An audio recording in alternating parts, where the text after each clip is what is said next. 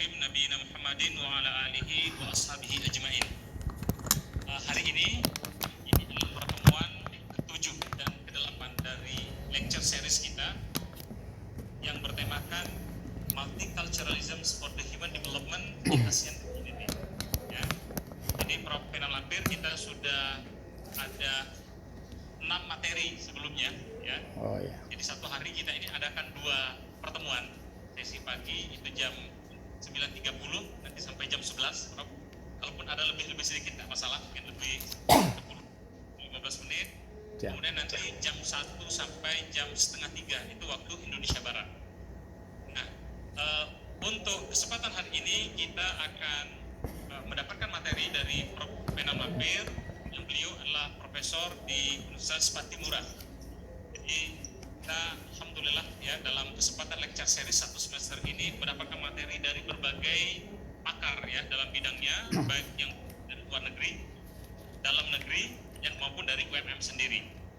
Nah, hari ini tema yang akan dibawakan oleh Prof. Penam Lampir yaitu tentang awareness and people oriented in ASEAN community.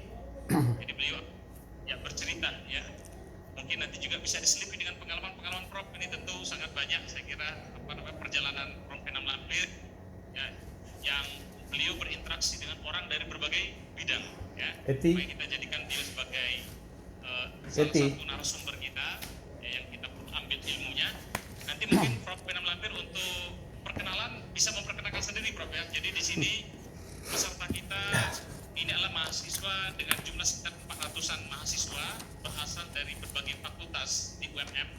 Ada 9 fakultas yang ikut, ya, yang tidak ikut hanya 1 fakultas, ya, fakultas kedokteran. Ya, karena mereka memang sistemnya blok dan agak susah untuk menyambungkan dengan kurikulum mereka. Saya kira tidak akan berpanjang lebar, Prof, untuk mengantar. Nanti kita berikan waktu ya seluas-luasnya. Ya, dengan kira-kira kalau waktu Indonesia Barat ini kita mulai 9.30 nanti selesai jam 11. Kalaupun mungkin ada mundur, ya mundur 5-10 menit, tidak masalah, Prof. Itu sudah termasuk dengan tanya jawab. Jadi materi mungkin bisa sekitar 1 jam seperempat nanti ya, teman-teman ya. Ya, begitu Prof. Penam Lampir, dan waktu tempat kami persilahkan.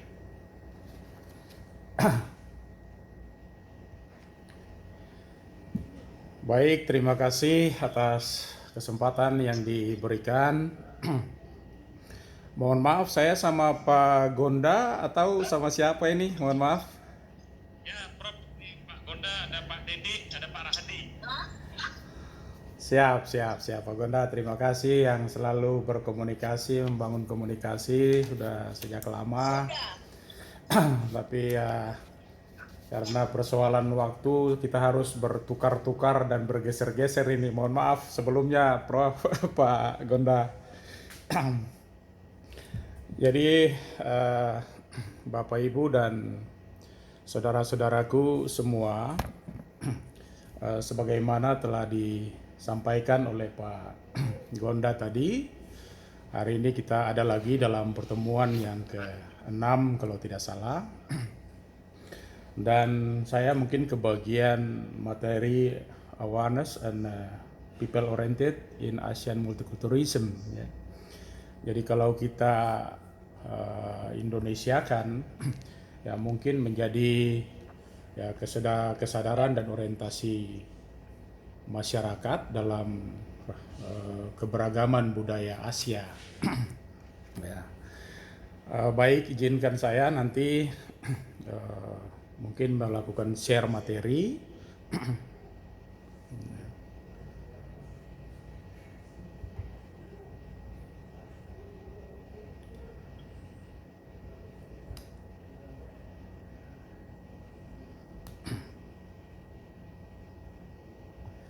Baik, mungkin sudah bisa diterima kah?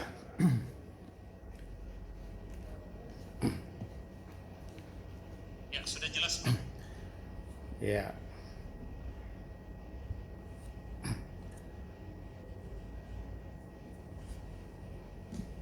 Sebagaimana dikatakan oleh Pak Gonda tadi, ya saya dari Universitas Patimura dan saya sebenarnya backgroundnya olahraga. Jadi kalau ngomong olahraga, ya, saya lebih pada tupoksi saya dan lebih khusus lagi ke bela diri ini ya. Hampir semua bela diri ya. Ya, saya pernah jadi atlet taekwondo, ya, juga atlet tinju, tapi juga pelatih muay thai, pelatih kickboxing, pelatih wushu. Ya, lebih identik ke sana. Saya lebih akrab biasanya dipanggil Pak Abe ya, atau Pak Albert. Ya. Jadi sekarang hari ini saya didakwa untuk sedikit menyampaikan materi terkait dengan uh, awareness and people oriented in Asian multiculturalism. Dan mungkin kalau kita ketahui bahwa intro kedepannya, Asia ini kan merupakan benua terbesar ya di dunia. Jadi kalau kita rinci ya paling tidak meliputi kurang lebih 30% luas daratan di bumi. Jadi seluruh yang katakanlah 5 benua, ada sebagian mengatakan 7 benua. Jadi kurang lebih 44,58 juta kilometer persegi atau ya sekitar 4,38 kali ya lebih besar dari benua Eropa. Jadi kalau secara menyeluruh kita lihat kurang lebih 30% ya total daratan bumi ini ada justru di benua Asia. Gitu. Bentang alam yang beragam ya, terdiri dari pegunungan tinggi ya bahkan tertinggi dunia. Kalau kita lihat bahkan puncak Everest dan segala macam itu merupakan puncak tertinggi di dunia ya. Dan juga ada dataran tinggi ya, gurun ya, ekosistem baik itu air tawar maupun air asin dan lain sebagainya. Ini merupakan kekayaan dan yang dimiliki oleh benua Asia kita ya. Jadi kalau dikatakan benua Asia kita ini kurang lebih ya ada 5 benua ya, dengan kurang lebih 5 terbagi atas 5 bagian untuk Asia kita, dan kurang lebih ada 48 negara ya. Jadi katakanlah di situ ada Asia Tenggara ya, Asia Timur, Asia Tengah, Asia Barat dan juga Asia Selatan. Jadi memang cukup banyak ya. Kalau kita lihat Asia Tenggara saja ini kurang lebih ada 11 negara ya. Asia Timur itu ada kurang lebih 7 negara. Asia Tengahnya 5 negara, Asia Baratnya ada 17 ya negara, dan Asia Selatannya itu kurang lebih 8 negara. Jadi kalau kita hitung-hitung benua kita ini memang sangat besar ya. Kalau kita lihat dari sisi populasi, maka benua Asia kita ini dengan populasi yang terbanyak juga di dunia. Ya. Jadi Asia ini kalau hitung pada data-data September 2021 ini mencatat bahwa Asia ini memiliki kurang lebih ya jumlah penduduk itu 4,68 sekian miliar jiwa ya. Jadi kalau hitung miliar kan ini banyak sekali ini. Ya tahu artinya kita paling tidak ini setara dengan 59,76% dari total populasi dunia. Dan dari populasi dunia yang ada ini juga kita kenal banyak sekali kota-kota yang padat di dunia ya. Di samping Jakarta kita, kalau di Indonesia mungkin Jakarta yang paling padat ya. Ada kurang lebih 10 juta jiwa lebih kalau itu malam. Tapi kalau siang itu kurang lebih ada 14 juta jiwa karena ada penduduk dari luar masuk ke Jakarta dan banyak berinteraksi di sana.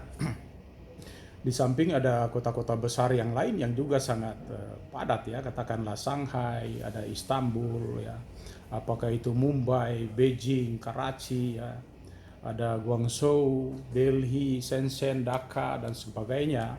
Ini merupakan kota-kota yang sangat padat gitu ya. Terkait dengan itu juga kita memiliki benua ya dengan iklim yang beragam. Jadi katakanlah ada iklim tropis di Asia Selatan dan Asia Tenggara, ada iklim juga subtropis di Asia Timur, kemudian iklim Mediterania di Asia Barat, ya. Kemudian juga iklim taiga atau tundra di Siberia, ya, dan juga iklim gurun di Gobi dan Tibet. Ini tentu dari sisi iklim yang kita lihat memang sangat bervariasi ya. Kemarin di Turki kalau saya lihat, kita ke bagian Kapadokia sana, itu di sana kita kedinginan ya. Kita kedinginan. Tapi kalau kita ke wilayah Kusadasi itu justru kita kepanasan di sana. Jadi bayangkan di Turki itu saja ada dua zona juga, ada zona Eropa dan zona Asia, dan memiliki iklim dan juga suasana yang juga berbeda.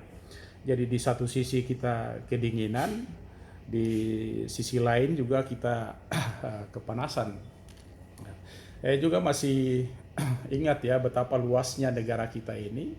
Jangankan benua Asia, benua negara kita Indonesia saja itu sudah sangat luas. Saya bahkan mengingat kata presiden kita ya, Pak Joko Widodo, itu beliau mulai terbang dari titik nol di Aceh dan bahkan sampai tiba di Merauke itu kurang lebih 14 jam, 14, sekian jam. Jadi kalau kita terbang di benua Eropa, seyogianya kita sudah melampaui beberapa negara. Itu artinya bahwa memang benua Asia ini memang sangat luar biasa luasnya ya. Di sisi lain kita lihat ini di Asia juga ini merupakan tempat berkembangnya agama-agama besar ya. Kalau kita lihat ya hampir semua agama itu ada di Indonesia. Katakanlah ada Hindu Buddha ini di India sebagai yang dominan, tetapi juga ada Kristen Protestan, ya, ada juga Kristen Katolik ini dari Yerusalem, ya, ada juga Konghucu yang berasal dari Tiongkok dan juga Islam yang berasal dari Arab Saudi. Jadi dari sisi agama juga kita sangat beragam dan ini hanya 5 atau 4 agama besar gitu. Ya, belum lagi kita melihat ada ratusan lagi agama-agama kecil yang mungkin ada yang sebagian teridentifikasi baik, tetapi sebagian justru dikolaborasikan, dimasukkan dalam kelompok-kelompok agama tertentu. Dari sisi ras juga begitu ya. Dari sisi ras saya mencatat ini banyak juga jumlah ras kita. Sebenarnya ras ini apa? Ya, ras kalau kita katakan sebagai ciri-ciri tertentu ya, ciri-ciri khusus dari sebuah bangsa atau orang-orang, ya, katakanlah warna kulit ya, mungkin ada yang hitam, ada yang putih, ada yang kuning ya. Ada juga dari rambut ya. Ada yang rambut lurus, ada yang rambut keriting ya. Ada juga dari misalnya mata ya, ada yang mata sipit, ada yang matanya gede seperti saya gitu ya. Ya itu sebenarnya yang dikatakan ras. Tetapi tentu saja terkait dengan itu saya juga mengutip sedikit terkait dengan beberapa ras yang sebenarnya menyebar ya. Beberapa ada di benua Asia, tapi beberapa lagi ada di benua Afrika, yang juga ada juga di benua Eropa, tapi merupakan kolaborasi juga. Jadi katakanlah di Asia Tenggara dan Asia Utara termasuk Indonesia ini ras Mongoloid ya. Sedangkan kalau di Eropa, kemudian di Eropa Tengah, Eropa Utara, ya itu Kaukasoid. Dan kemudian ada Australoid itu di Australia, kemudian Negroid itu di Afrika, tapi ada juga di Indonesia, di Papua, ya, termasuk di Maluku itu juga ada beberapa wilayah yang termasuk ras ini ya. Kemudian Bushman di Amerika Selatan, ya, Vedoid di pedalaman Sri Lanka, kemudian juga Aino ya termasuk di Hokkaido Jepang. Ya. Terkait dengan itu, saya mengutip ya dari Gruber ini mengatakan tentang universal ya, kultural ya. Jadi gambaran tentang kebudayaan yang universal. Kalau dari Gruber itu dia membagi kebudayaan itu menjadi kurang lebih 7 bagian penting yang dipisahkan.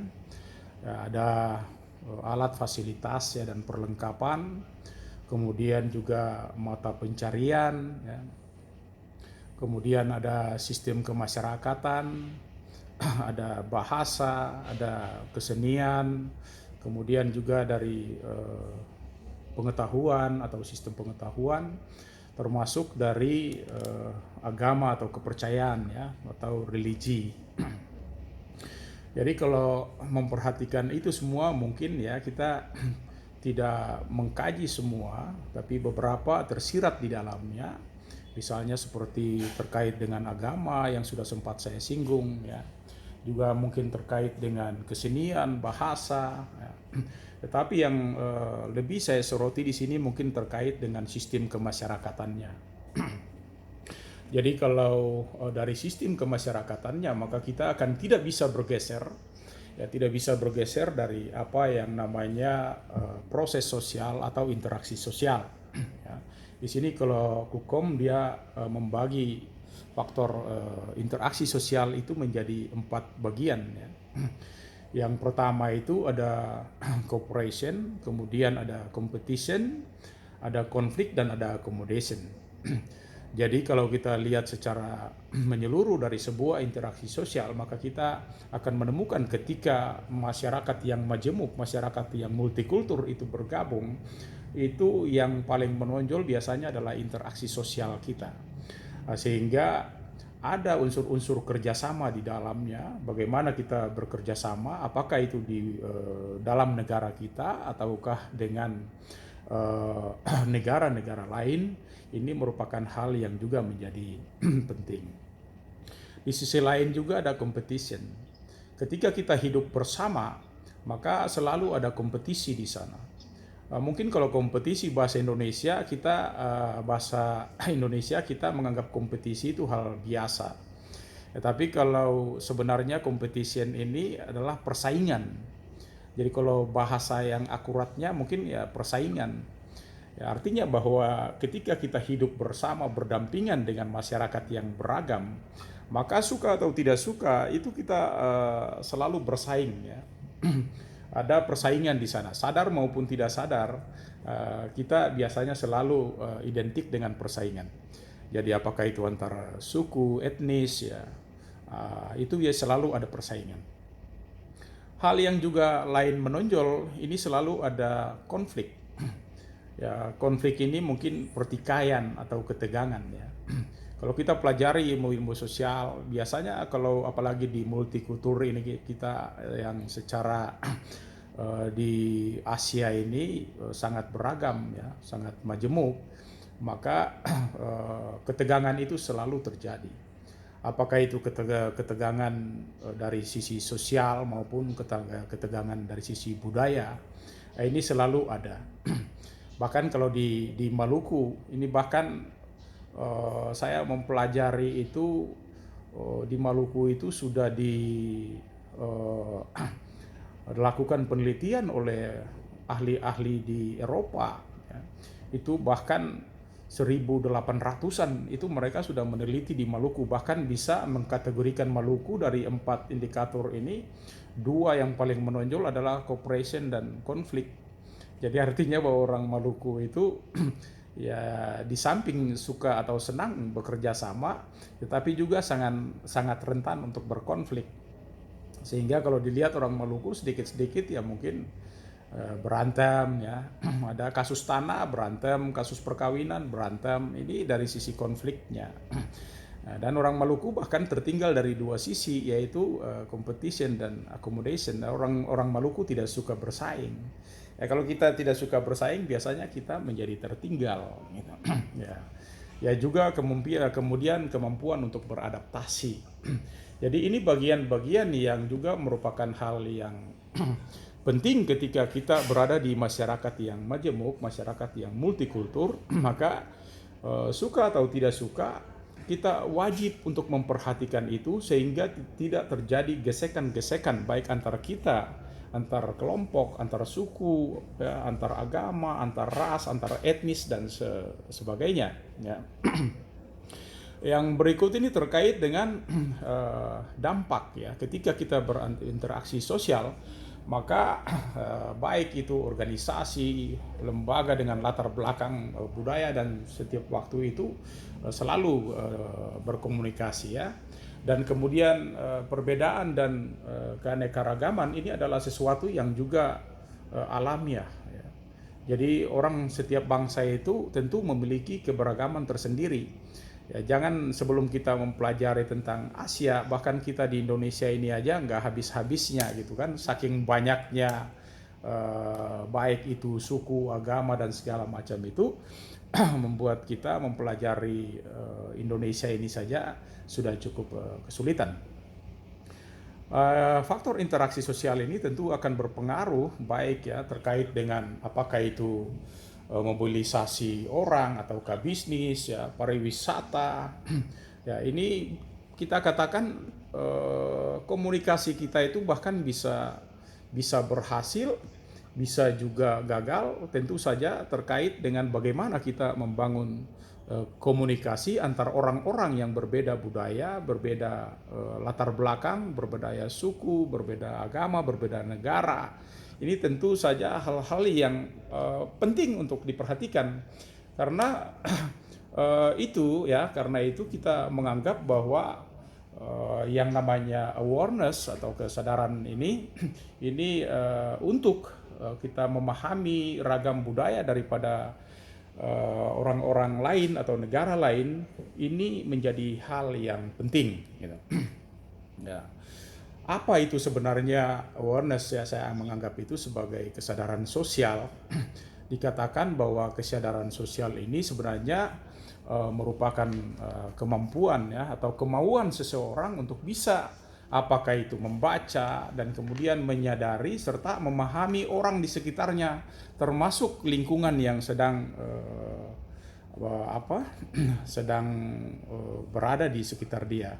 Jadi apakah lingkungannya ini merupakan lingkungan yang seperti apa? Tentu ini merupakan kewajiban kita untuk mengerti atau tahu kita sedang berada di posisi yang mana. Ya, ini merupakan dasar ya untuk bertindak secara tepat dalam situasi yang juga alami. Ya. Kita lihat kalau bentuk kesadaran sosial ini ya saya membaginya atau terbagi atas 3 bagian ya. Jadi kesadaran sosial ini merupakan hal yang penting. Saya memberikan ilustrasi ada anak kecil yang tidur di situ. Artinya bahwa ketika kita tidak peduli dengan masyarakat sekitar kita, lingkungan kita, peradaban-peradaban kita, budaya-budaya kita, maka interaksi sosial kita juga pasti akan bermasalah. Maka kesadaran sosial ini sebenarnya merupakan faktor yang urgent, penting ya. Dan kesadaran sosial ini terbagi atas 3, yaitu ada tacit awareness, kemudian ada vocal awareness, dan juga terkait dengan awareness content. Ya, jadi masing-masing itu kalau kita lihat tacit awareness ini sebenarnya merupakan bentuk kesadaran sosial yang menjadikan cara pandang seseorang ya, atau perspektif seseorang ini untuk melihat lingkungan atau orang di sekitarnya. Ya. Jadi tacit awareness ini sebenarnya terbagi 2 lagi ya. Kalau kita bilang ini dilihat dari perspektif diri sendiri maupun juga perspektif orang lain. Ya, banyak orang lain, banyak diri pribadi kita mampu melihat orang lain tanpa mampu melihat diri sendiri. Ya. Jadi seyogianya ini merupakan keterbalikan, ya, dua sisi yang di samping kita mampu melihat dari perspektif diri kita terhadap orang lain, tetapi di satu sisi kita juga harus menerima, ya, perspektif orang lain terhadap diri kita sendiri itu seperti apa. Nah, ini yang juga menjadi penting.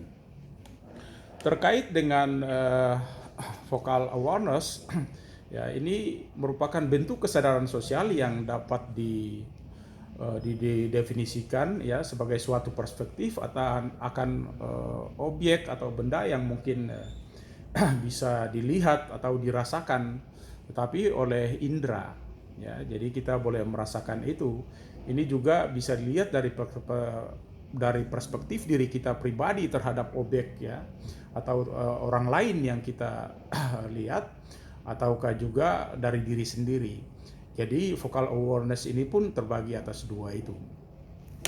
Kemudian yang ketiga ini terkait dengan awareness content. Jadi kalau awareness content ini sebenarnya merupakan kesadaran sosial, ya, berdasarkan perspektif penampilannya secara visual yang bisa kita lihat.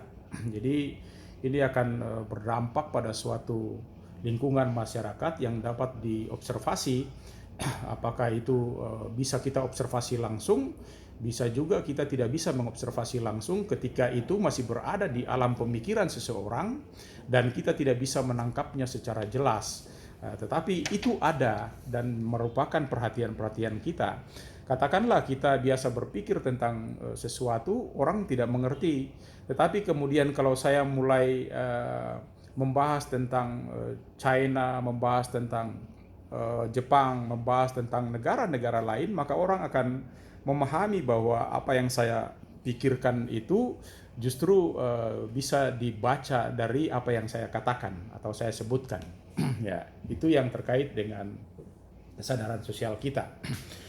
Sedangkan yang terkait dengan pengertian orientasi sosial, ya, terkait dengan orientasi ini sebenarnya adalah peninjauan, ya, untuk menentukan katakanlah sikap yang tepat dan benar. Itu kalau saya ambil dari Kamus Bahasa Indonesia, tetapi juga para ahli yang lain juga menyebutkan bahwa orientasi ini adalah merupakan pengakraban, ya, dan penyesuaian dengan situasi atau lingkungan.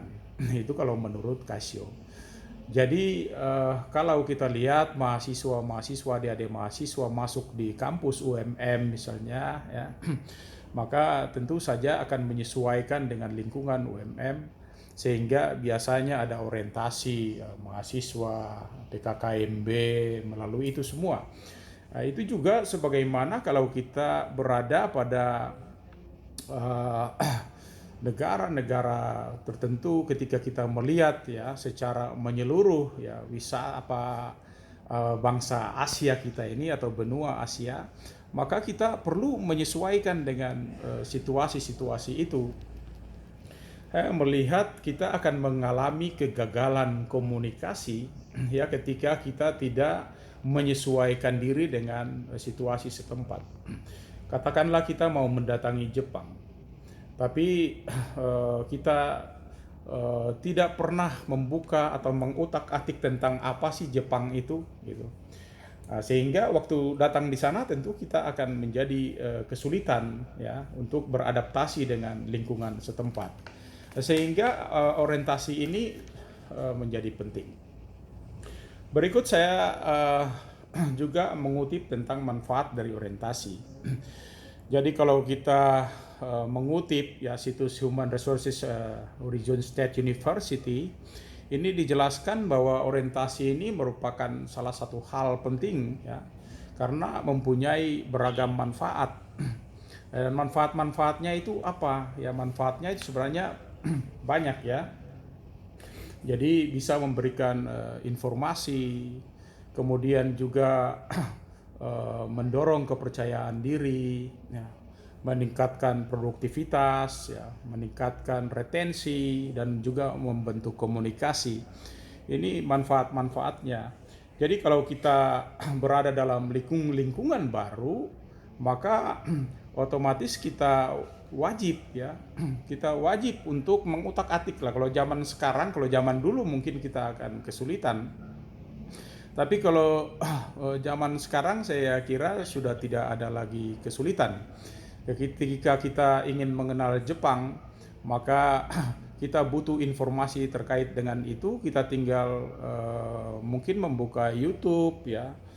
Kita tracking sedikit, maka kita akan menemukan banyak sekali informasi-informasi yang tentu akan memperkaya Kasana ya. Jadi jangan lupa kalau datangi wilayah baru ya, kota baru, tempat-tempat yang baru yang masih asing, maka mungkin kita dituntut untuk senantiasa harus mencarilah banyak informasi terkait dengan apa yang sementara kita tuju atau sementara kita harapkan bisa mendapatkan banyak informasi dari sana. Ya. Di satu sisi ketika orang belum atau melakukan orientasi yang tidak terlalu stabil ya, atau tidak terlalu lengkap, maka dia akan menjadi kurang percaya diri juga gitu.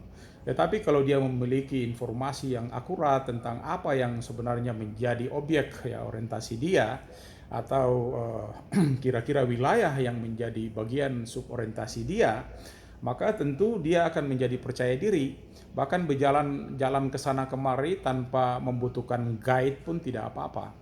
Tetapi kalau minim informasi, maka suka atau tidak suka ya kita datangi negara orang misalnya, ya kita wajib menggunakan guide, dan itu secara profesional sudah tersedia di negara-negara luar sana. Demikian juga di Indonesia ini, sehingga kalau kita membutuhkan banyak informasi, maka kita wajib untuk melakukan komunikasi dengan penuntun-penuntun ya, pemandu-pemandu, sehingga kita memiliki banyak informasi dan juga menimbulkan kepercayaan bagi diri kita. Nah, sehingga ke dalam melaksanakan tanggung jawab tentu kita akan lebih produktif ya. Kita bisa melakukan dengan maksimal dan menghasilkan juga hasil yang baik ya.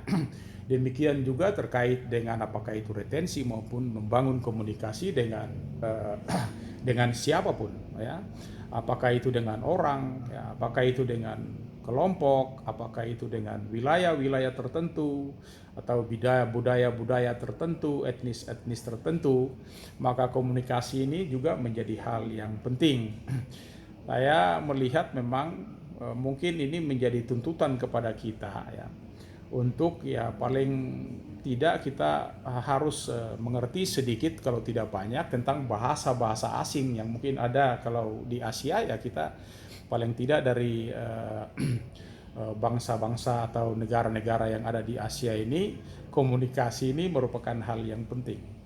Ya memang merasa kesulitan kalau kita datang di Jepang, tetapi kemudian kita tidak memahami ya, orientasi kita juga tidak ada terkait dengan apa yang harus kita lakukan di sana, maka tentu ini akan sangat menyulitkan kita. Bahkan bisa dibayangkan mereka tidak mengerti bahasa Indonesia dan kita tidak mengerti bahasa Jepang misalnya, maka tentu saja kita akan mencari alternatif-alternatif yang lain.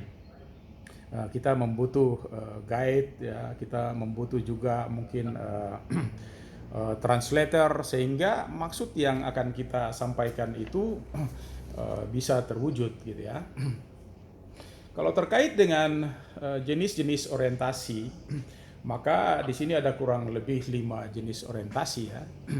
Jadi silakan, ada orientasi formal ya, ada orientasi individu ya, ada orientasi spasial, ada orientasi serial, dan juga terkait dengan orientasi junctif ya. Jadi kalau kita lihat orientasi formal ini biasanya dilakukan secara terencana.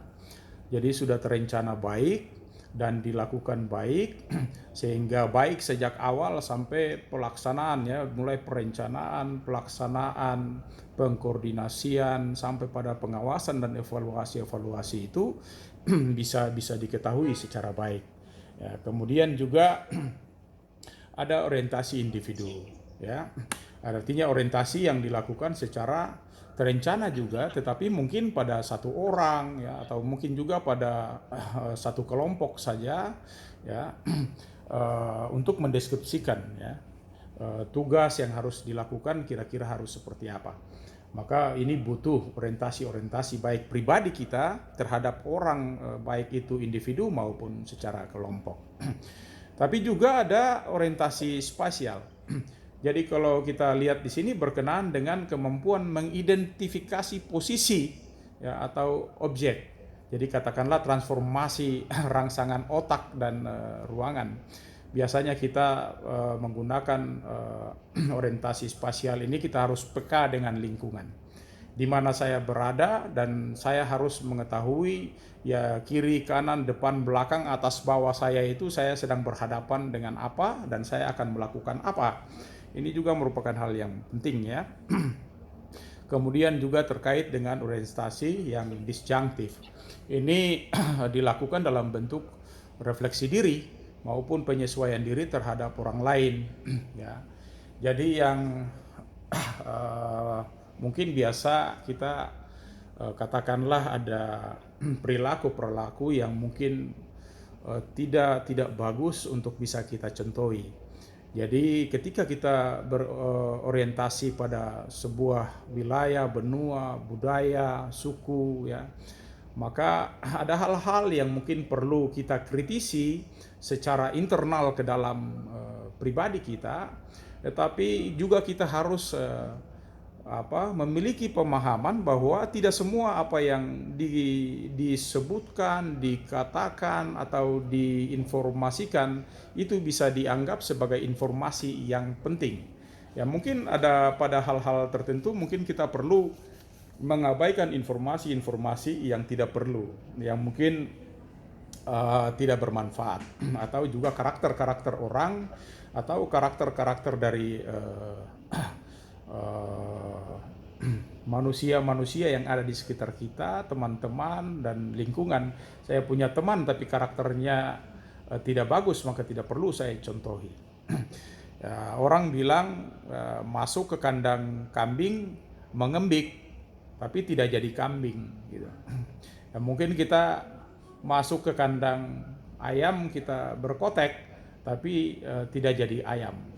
Nah, maksudnya orientasi dingjaktif, ya. Dingjaktif ini mengakomodasi hal-hal yang negatif yang mungkin tidak disarankan untuk wajib untuk diikuti. Ya. Yang berikut terkait dengan tujuan orientasi ini, ya, ini terkait dengan ruang, ya. Jadi kalau kita orientasi maka kita terkait dengan ruang. Ini ada ruang untuk kita. Ketika kita berorientasi artinya kita belajar. Ketika kita berorientasi maka otomatis kita harus berkolaborasi dengan orang lain, ya, untuk mengetahui sisi positif dan sisi negatif dari setiap hal yang merupakan bagian dari orientasi kita. Dan kemudian bagaimana kita membangun relasi dengan ruang-ruang tertentu atau dalam lingkungan-lingkungan tertentu. Jadi tujuan orientasi kita itu seperti itu. Terkait dengan multikulturalisme, ya, kita tahu di situ kalau bicara tentang multikulturalisme maka secara etimologi itu terbagi atas 3 kata itu, ya. Jadi kalau kita lihat multi ini kan biasanya sama dengan banyak atau jamak, gitu, ya. Lebih dari satu. Ya, bicara tentang kultural atau culture, maka itu kita akan bicara tentang budaya. Dan juga kita akan bicara tentang isme, maka kita akan bicara tentang cara pandang atau paham daripada sesuatu, ya. Jadi kalau kita sebelum membahas tentang multikulturalisme, maka kita harus kenal dulu apa yang dikatakan tentang multikultural. Jadi multikultural ini sebenarnya adalah suatu kondisi di dalam masyarakat yang memiliki keragaman budaya, Jadi katakanlah di Asia ya, di Asia, katakanlah juga di Indonesia, pada dasarnya kita sudah memiliki keragaman budaya. Tetapi apakah kemudian Indonesia ini atau Asia ini memiliki multikulturalisme atau tidak? Gitu. Ya, multikulturalisme ini